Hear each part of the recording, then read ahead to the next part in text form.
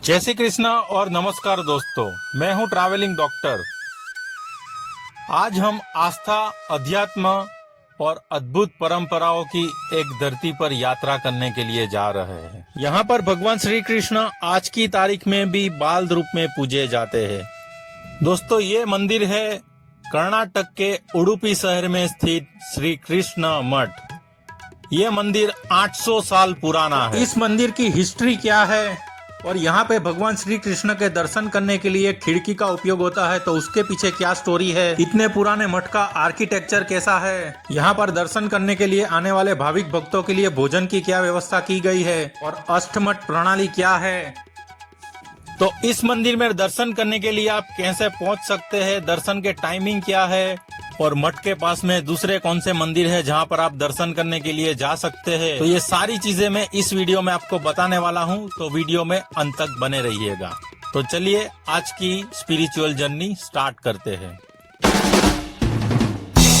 Travelling doctor channel, travel food and more.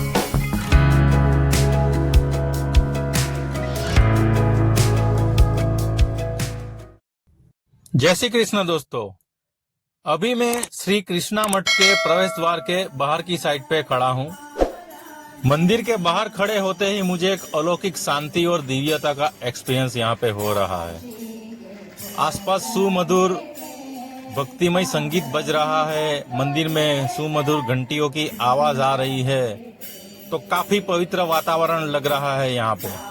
और यहाँ का वातावरण इतना पवित्र है कि हर कोई अपने आप को भगवान श्री कृष्ण के नजदीक पाएगा। मुझे तो ये एक्सपीरियंस हो रहा है। आप अगर यहाँ पे आएंगे तो आपको भी ये एक्सपीरियंस करने को मिलेगा। दोस्तों, मंदिर में दर्शन करने से पहले आइए जानते हैं कि आप यहाँ पे कैसे पहुँच सकते हैं। अगर आप बाय एयर आना चाहते हैं तो यहाँ पे मैंगलोर एयरपोर्ट जो है वहाँ से 60 किलोमीटर की दूरी पर है और बाद में आप टैक्सी के द्वारा यहाँ पे पहुँच सकते हैं। अगर आप बाई ट्रेन आना चाहते हैं तो उडुपी का रेलवे स्टेशन जो है वो यहाँ से खाली 3 किलोमीटर की दूरी पर है, तो आप बाई ऑटो यहाँ पे आराम से पहुँच सकते हैं। और अगर आप बाई रोड आ रहे हैं तो ये तो सारे सिटी से कनेक्टेड है। बेंगलोर और मैंगलोर से भी बसें आपको यहाँ पे आने के लिए मिल जाएगी। स्टेट ट्रांसपोर्ट की बसें आपको यहाँ पे आने के लिए मिल जाएगी और साउथ गोवा से भी आपको यहाँ पे आने के लिए बस मिल जाएगी। तो ये तो बात हुई आप यहाँ पे कैसे पहुँच सकते हैं। तो मंदिर में दर्शन करने जाने से पहले हम लोग इसके हिस्ट्री के बारे में पहले जानते हैं। तो इसकी हिस्ट्री जो है वो भी काफी रोचक है। तो चलिए पहले हिस्ट्री डिटेल में देखते हैं। दोस्तों, श्री कृष्ण मठ की स्थापना 13वीं शताब्दी में महान संत श्री माधवाचार्य जी ने की थी, जो कि द्वैत वेदांत के प्रवर्तक माने जाते हैं। कहानी ऐसी है कि द्वारका से एक नाविक भगवान श्री कृष्ण जी की एक विशेष मूर्ति लेकर दक्षिण आ रहा था, जो समुद्र में मालपे बीच है आज का, जहां उडुपी में, वहां पे फंस गई। तो माधवाचार्य जी ने उस जहाज को और उसमें से उस मूर्ति को निकाला और आज के जहां पर श्री कृष्ण मठ बना हुआ है वहां पे स्थापित किया। तो ये बाल कृष्ण जी की मूर्ति है, जिसमें भगवान कृष्ण जी मक्खन के गोले के साथ खड़े हैं। श्री कृष्णा मठ में कनकना किंडी नामक एक खिड़की भी है, जहां से आप भगवान श्री कृष्ण जी के दर्शन कर सकते हैं। ये परंपरा भक्त कनकदास से जुड़ी है, जिन्हें समाज में नीची जाति का माना जाता था। कनकदास एक महान संत और भक्त थे कृष्ण जी के, जिन्हें उस समय जातिगत भेदभाव के कारण मंदिर के मुख्य द्वार से प्रवेश की अनुमति नहीं दी गई थी। तो वे मंदिर में पीछे खड़े होकर भक्ति भाव से भगवान श्री कृष्ण जी का भजन कर रहे थे। उनकी भक्ति इतनी गहरी थी कि कहते हैं कि भगवान श्री कृष्ण जी स्वयं उनसे मिलने के लिए मंदिर के पिछले हिस्से की ओर मुड़ गए और यहाँ पे जो ये कनकना किंडी है उसी दीवार में दरार पड़ गई और जिसमें से कनकदास जी को भगवान श्री कृष्ण जी के दर्शन हुए। तो इस छोटी सी खिड़की को आज भी कनकना किंडी नाम से जाना जाता है। ये खिड़की आज भी उस दिव्य प्रेम और भक्ति की गवाह है, जहां भगवान श्री कृष्ण जी ने स्वयं अपने भक्त के लिए अपना मुख फेरा था। यही कारण है कि आज भी उडुपी श्री कृष्ण मठ में भगवान श्री कृष्ण जी के दर्शन के लिए इसी अनोखी खिड़की का प्रयोग किया जाता है। ये एक ऐसी अनूठी दर्शन प्रणाली है जो कनकदास की अटूट श्रद्धा को सम्मान देती है।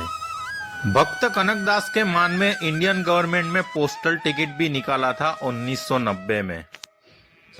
दोस्तों, अगर मैं बात करूं यहाँ पे दर्शन के टाइमिंग की, तो सुबह में 4:30 बजे से लेके रात को 9:30 बजे तक आप यहाँ पे दर्शन करने के लिए आ सकते हैं। लेकिन दोपहर में 1 से 3 बजे तक मंदिर बंद रहता है। यहाँ पर पूरे दिन में कई प्रकार की पूजाएं होती है। सभी प्रकार की पूजाओं के टाइमिंग्स आप स्क्रीन पर देख सकते हैं। हर पूजा में वेद पाठ, मंत्रोच्चार और शंख ध्वनि से भक्तों को एक अलौकिक ऊर्जा की अनुभूति होती है। तो यहाँ पे पीछे पूरी दर्शन के लिए लाइन है। तो यहाँ पे लगेज रूम भी अवेलेबल है। आप अगर लगेज लेके आ रहे हैं तो यहाँ पे लगेज रख सकते हैं, और साथ में ही चप्पल स्टैंड भी दिया हुआ है। तो दोनों आप यहाँ रख के दर्शन करने के लिए इस साइड जा सकते हैं। तो लाइन वहाँ पीछे से स्टार्ट होती है और वहाँ से स्टार्ट होकर यहाँ से ऊपर आती है। वहाँ से आपको यहाँ नीचे उतरना है। यहाँ से आगे जाके वहाँ से लाइन अंदर मंदिर में दर्शन के लिए जाती है।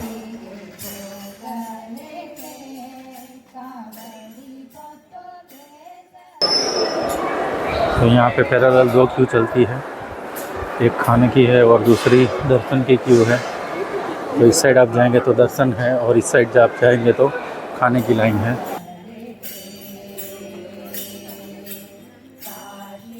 तो सीनियर सिटीज़न के लिए यहाँ बैठने की व्यवस्था भी की गई है। फीडिंग रूम है यहाँ पे, और यहाँ पे वॉशरूम है, जेंट्स और लेडीज़ का दोनों का। तो दर्शन में वेटिंग हो तो यहाँ पे वॉशरूम भी बनाए गए हैं। यहाँ पे आप जो ये लेक देख रहे हैं उसे माधव सरोवर के नाम से जाना जाता है। और मंदिर में जो ब्रह्मचारी और पुजारी रहते हैं वो यहीं पे स्नान करते हैं, और मंदिर में पूजा और अभिषेक के लिए इसी सरोवर के पानी का उपयोग होता है। और ऐसा कहा जाता है कि इसी सरोवर में स्नान करके आपको श्री कृष्ण जी के दर्शन करने चाहिए। इस सरोवर के मध्य में जो यहाँ के संस्थापक थे माधवाचार्य जी, उनका स्टेच्यू भी है यहाँ पर।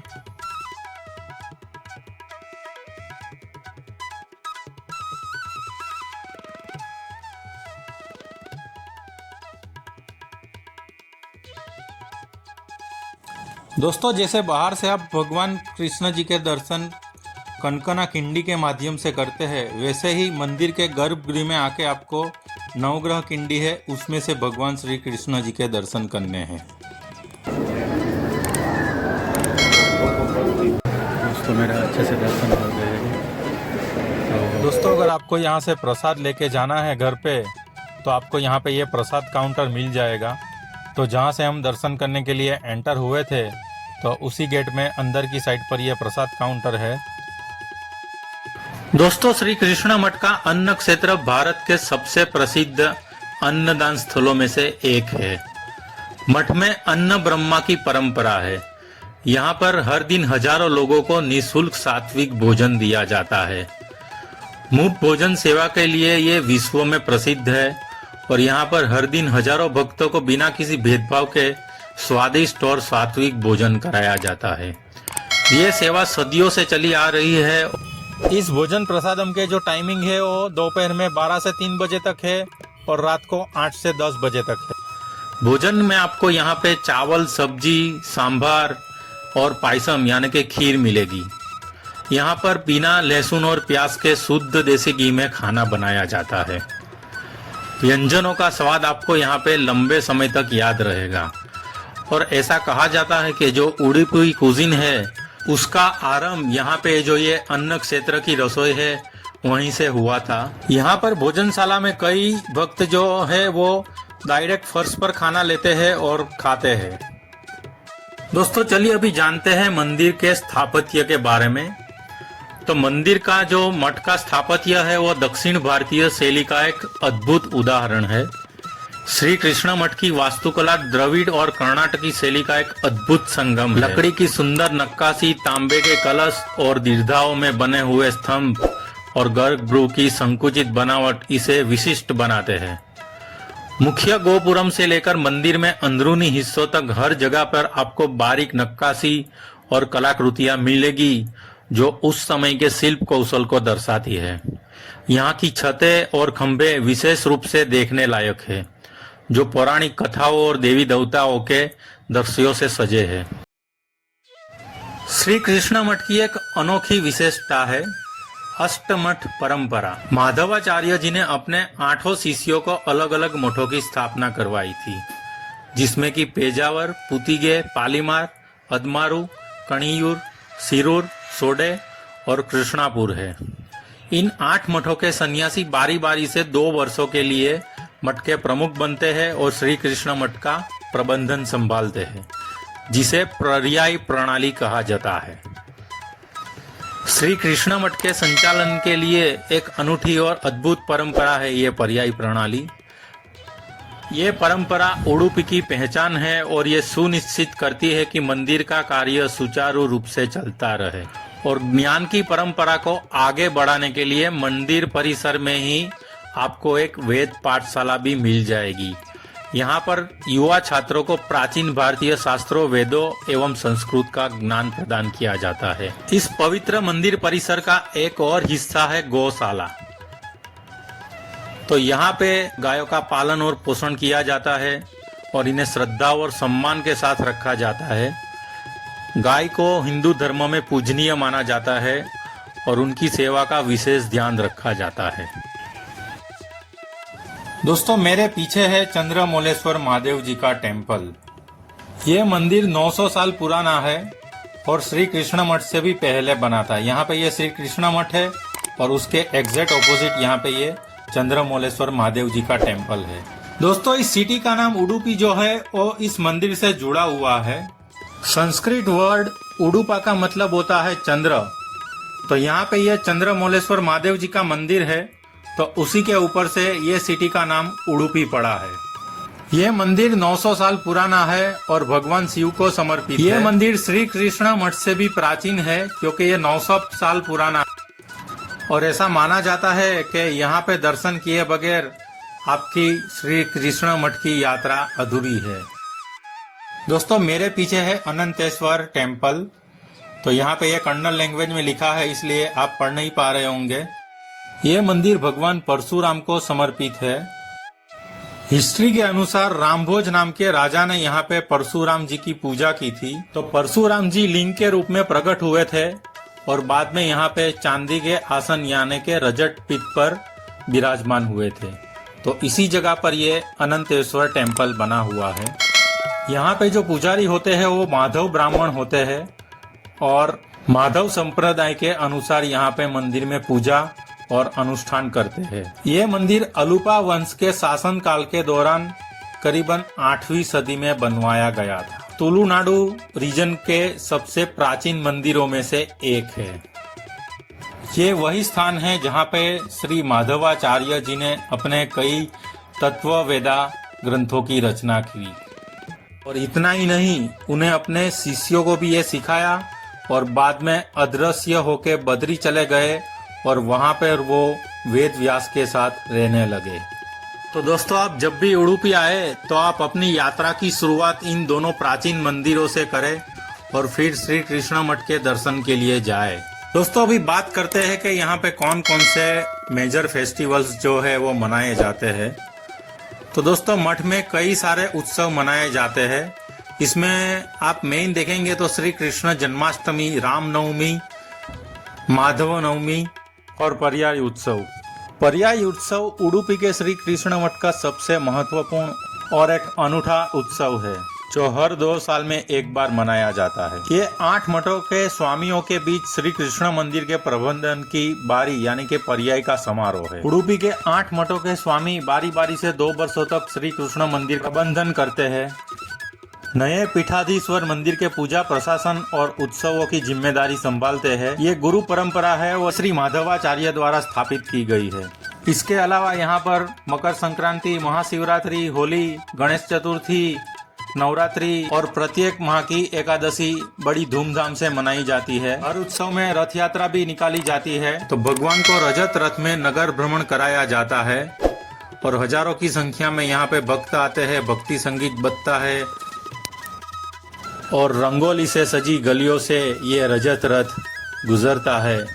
तो वो नज़ारा इतना अद्भुत होता है कि आपको ये लाइफ टाइम याद रहेगा। उडुपी को साउथ का मथुरा भी कहा जाता है। तो दोस्तों, आज का श्री कृष्णा मठ उडुपी का वीडियो हम यहीं पे समाप्त करते हैं। तो आशा करता हूँ कि आपको ये वीडियो अच्छा लगा होगा। अगर वीडियो अच्छा लगा है तो इसे लाइक कर दीजिए, अपने दोस्तों और रिश्तेदारों के साथ शेयर कर दीजिए। अगर चैनल पे पहली बार आए हैं तो ज़रूर सब्सक्राइब करके जाइए, क्योंकि मैं ऐसे वीडियो पोस्ट करता रहता हूँ। तो मैं मिलता हूँ आपको नेक्स्ट वीडियो में। तब तक के लिए गुड बाय, थैंक यू। तो घूमते रहिए और खाते रहिए। Stay healthy and stay safe.